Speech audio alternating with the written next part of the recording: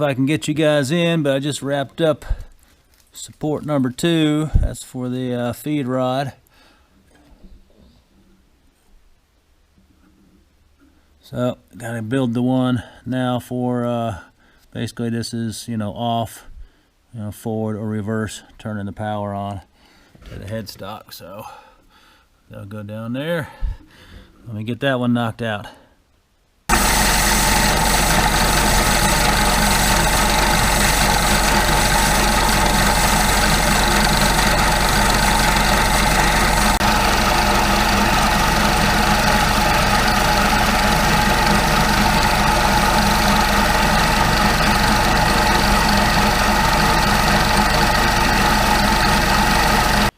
Well, there you go. It is 99% done. As you can see, I've got all 3 supports done. So now all I need to do basically is soften up some corners, and I got to get 2 button oilers in here so we can get a little lube to the screw that's turning, and also to this feed shaft.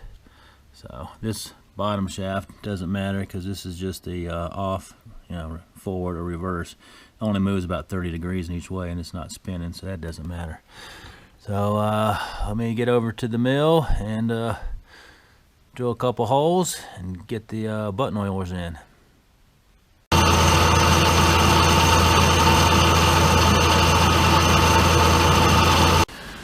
Well, this next one's gonna be tricky. I'm trying to get it as far down as I can. Hopefully you guys can see that, because when it goes through down there, let me move you up. Pouring down rain now, of course. So see down below, I'm trying to keep it so I don't break through that top part there, but it's gonna be iffy on this one. We'll give it a go. It may end up being like a trough instead of a hole. So we did good on this hole. Didn't break through the top, but we had a lot more meat to work with because it's a larger radius. Here I was worried, and sure enough it did break through the top. Let me get that so you guys can see that.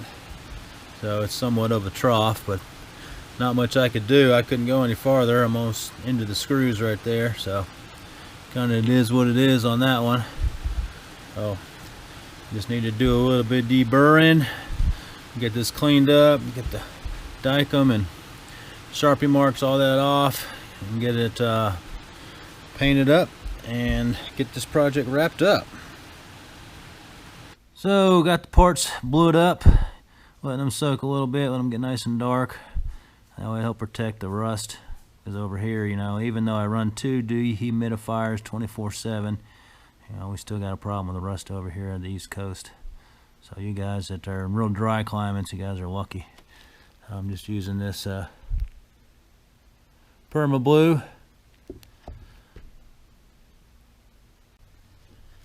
So there it is, all wrapped up. Got some paint on her. Got the button oilers in. Got the supports mounted. Now I did use some black RTV on these 2 faces here, so you know the oil, when it comes in, it wouldn't just seep down there. And I did the same thing for the top one, and also in between these 2, since this is not a 1-piece, this is 2-piece. So I didn't just want the oil to you know, just kind of run down and not go anywhere. Now I don't know if this is, you know, smart thinking or not. So using that you know, corn cob or roughen end mill, and the battery's going to die. Hang on. Sorry about that. GoPro batteries always want to die at the most unopportune times. So using one of those roughen end mills, you know, it leaves that rough surface there on the inside, right? So my thinking is that hopefully that'll be beneficial for oil retention, because if it was smooth in there and then you put the oil in, it's just going to want to, you know, get smushed out. There's nothing to keep it in there. So I'm hoping, you know, basically you got ridges and valleys, right? So this will help retain some of the oil that, you know, I apply. So that's my thinking. So hopefully that'll work.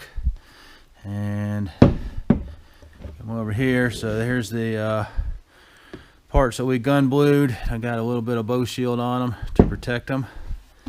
So let's get this all together and see if it works. All right, mount it up. Phase converter's running. Let's see how she works. Sweet. It's staying put, so that was good. All we needed was one to snug it down on that way.